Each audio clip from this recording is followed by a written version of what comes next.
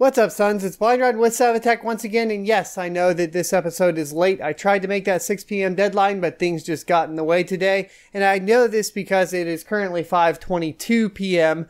my time, and it should be launching within about 40 minutes, and we're just not going to meet that deadline, but hope you enjoy anyways. Be sure to like, comment, and subscribe down below. Don't forget to vote with the I button up in the corner for your favorite rig this week, and without further ado, let's hop into it.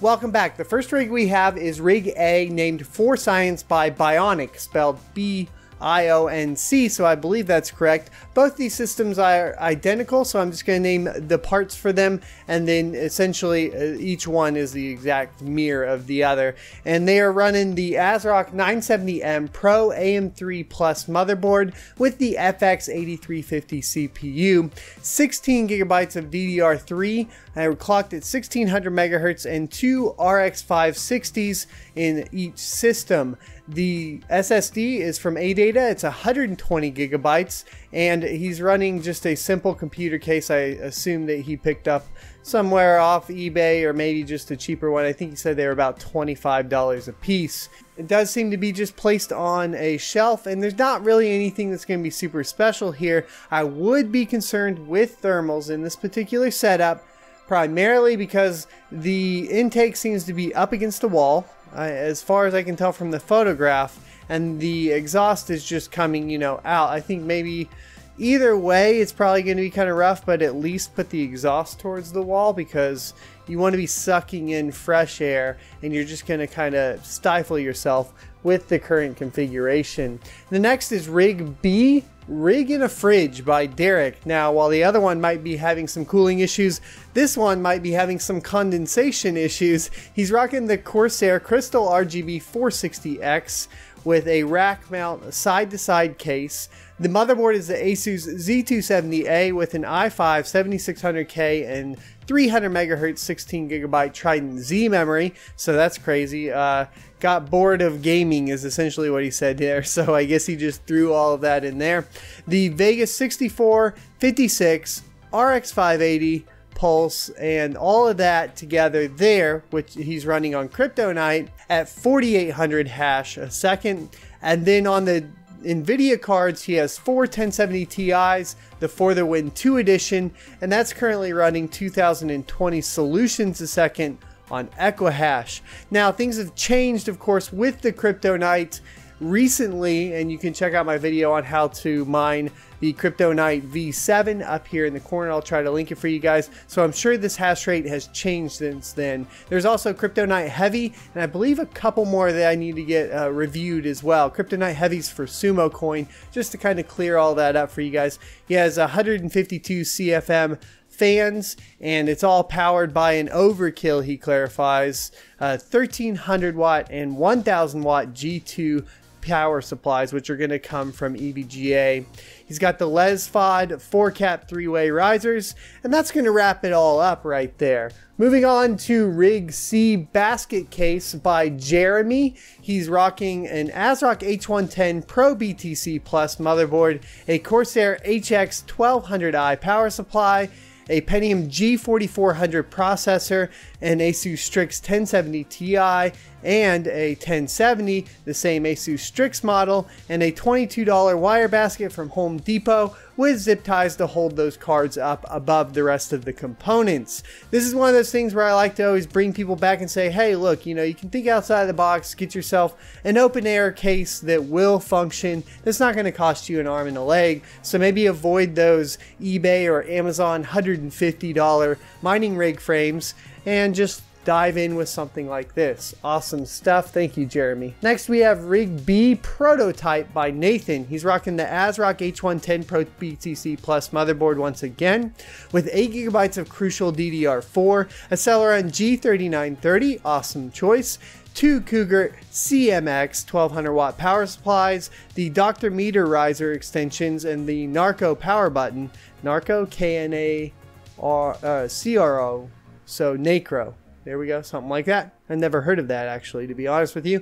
6GB Aorus RX 580 4GB, a single Asus Strix RX 480 8GB, 3 MSI Gaming X 570 4GB, a single Gigabyte RX 580 4GB, and 2GB RX 570 4GB cards. So much stuff, and it's like a gigabyte with 4GB. That's fun. And then he's got a custom aluminum frame built by himself truly and welded by Tornado Alley Chassis Works in Wichita, Kansas. So I guess we're getting a shout out to those guys, the Tornado Alley Chassis Work. So there you go. He's running SMOS. Awesome. There you go. I'm assuming off a USB stick.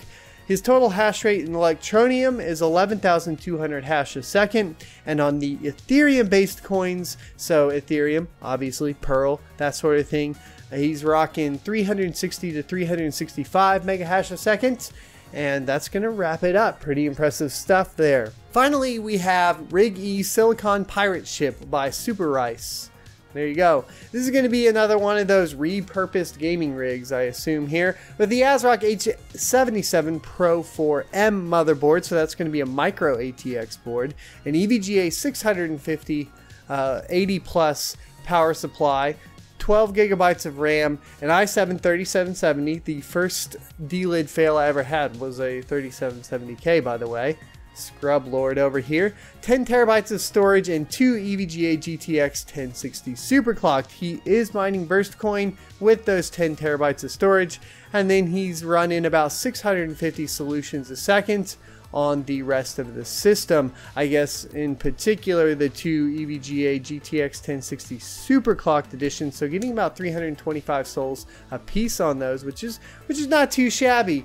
So he said, of course, this was primarily to learn. He's not necessarily making any money off of it, but it is an awesome setup, and this is a good way to learn. He's also impressively able to mine, you know, of course, the Burstcoin along with something like Zcash. And the notable portion about that, bumping into what I think about these rigs, the notable portion about that is what he has to have here to really do that is going to be that i7-3770, which is probably doing the mining for the Burstcoin, if I had to take a guess, while on the other side still able to handle the Equihash mining for the two GTX 1060s. So I'm pretty impressed with, you know, that particular aspect of that rig, but it's hard to really beat Rig D prototype by Nathan because A, the rig frame had to be built custom to fit all of these cards, which is eventually going to be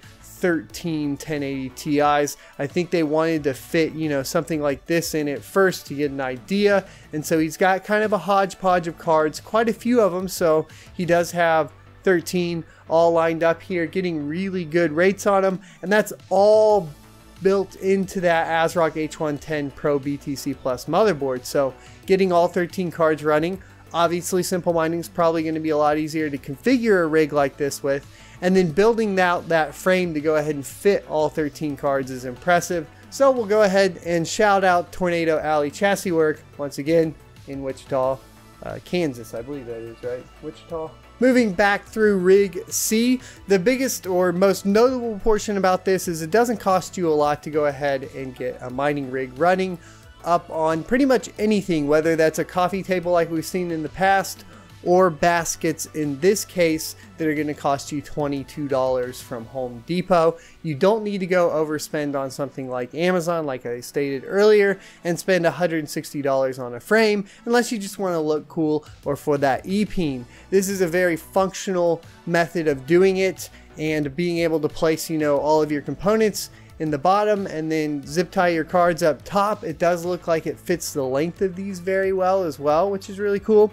So whichever basket this is, if the owner Jeremy, if you actually watch this episode, if you could link the exact basket because I think that that fit and fitment there is going to be kind of notable or noteworthy for people to go ahead and pick up, especially if they're picking up those particular Asus cards. So the Asus Strix series cards appear to fit in there very, very well. Rig B, Rig in a Fridge by Derek. I didn't get any numbers for cooling, and I really want more information on the fridge portion of this.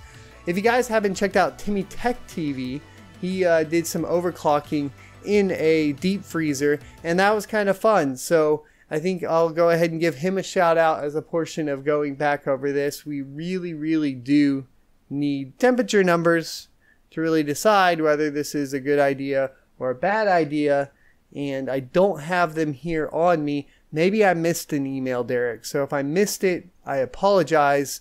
Comment down below, give us more details on the fridge portion as opposed to the rig portion. And then finally, Rig A for science.